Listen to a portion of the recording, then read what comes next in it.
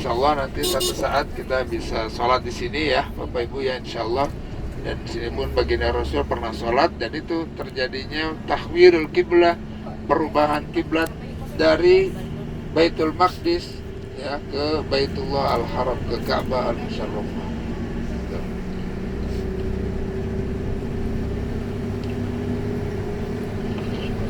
ننزل في البلد ممكن ننزل شوية، ننزل في البلد أو في البلد في الأهد ننزل شوية بس عشان نروح نشوف مشكلة أنت سيارة حقك ها؟ سيارة حقك يلا لا الله عليك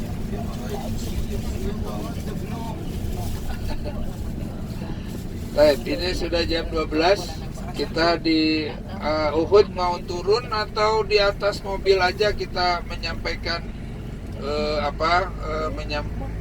bermenziarahnya dari atas mobil. Bapak Ibu? Di atas mobil aja Pak, nggak apa-apa. Di atas mobil aja. Iya. Mau katanya, katanya nih. Mau kemana? Gitu ya. Tuh, mau Sudah udah mau mulai jam 12. kelelahan sepertinya ya. Sholat. Oke ya, baik. Nanti kita akan ziarah Uhud dari atas mobil ya. Jadi nggak akan turun ya.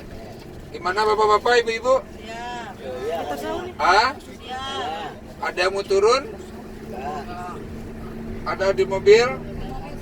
Di mobil saja. Yang di mobil saja berapa orang? 2 orang atau 3 orang? 18 orang. Hah? Pulang aja cepat. Udah mau katanya. Ya baik. Kita lihat keadaannya baik. Kalau misalnya agak sepi, nanti kita turun sebentar. Bagaimana? Atau langsung saja? Karena juga sudah mulai panas juga. Ya. Jadi di atas mobil aja. Baik.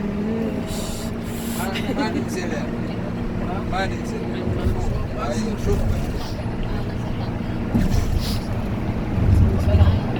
Baik, salah aja. Karena ngejar waktu sholat ya Bapak Ibu ya. Biar kita bisa jamaah di Masjid Nabawi.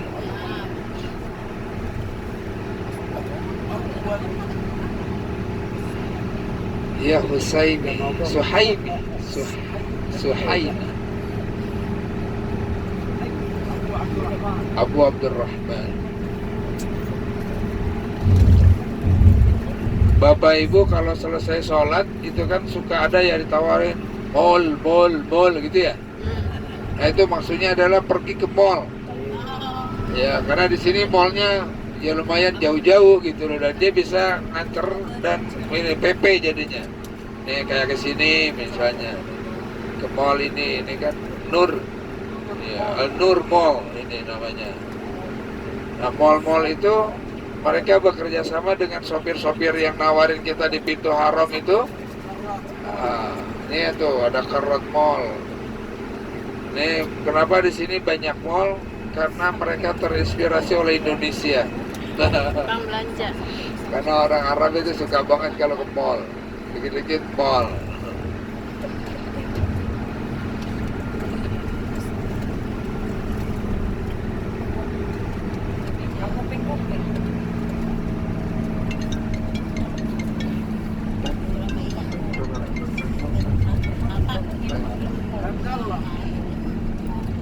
Baik.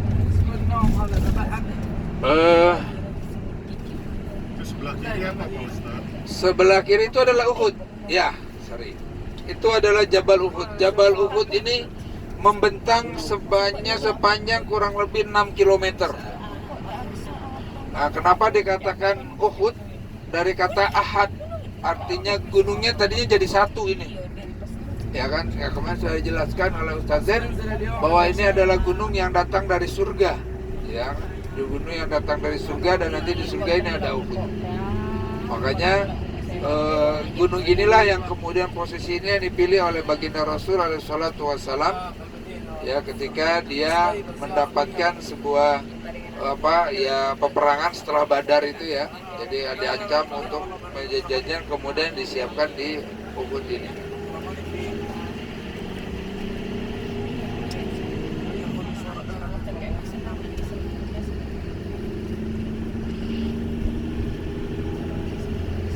Nanti kita akan putar balik, ya, kita akan lihat Jabal Uhud.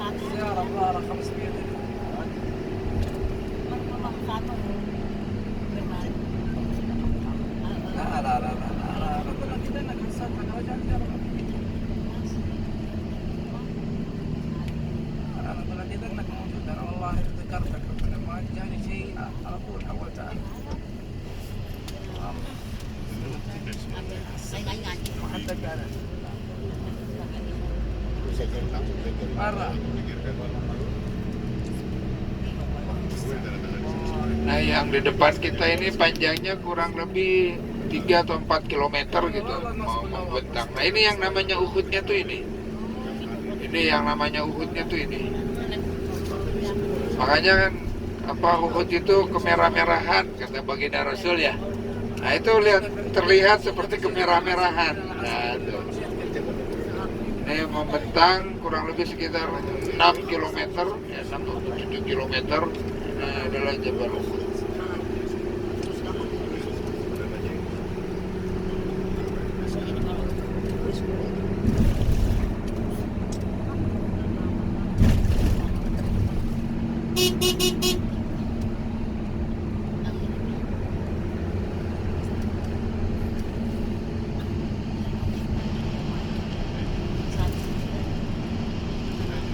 Nah, Bapak Ibu, itu yang ada orang di atasnya itu nama Jabal Rimah.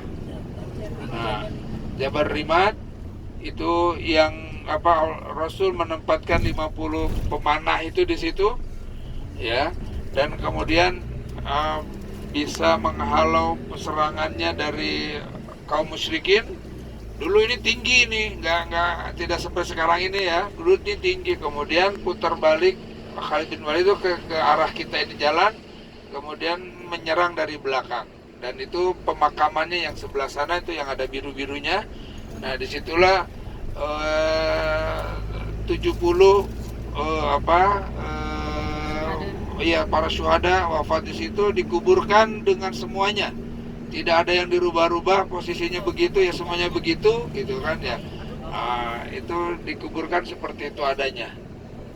Nah, ini adalah Masjid Uhud ya. Ini Masjid Uhud, jadi sudah dibuatkan tempat untuk ini. Ya. Dan disinilah terjadi peperangan Uhud yang sangat dahsyat itu, yang kemudian Hamzah, Sayyidina Hamzah itu wafat syahid di sini ya, atas yang Wahsy itu dia melempar tombak itu ya, dan kemudian Hindun itu sebetulnya tidak memakan sampai menelan ya, Hindun itu cuma mengunyah-ngunyah, kemudian dilepehin lagi. Sawi salam ya, taib. Baik, kita sama-sama. Assalamualaikum. Assalamualaikum.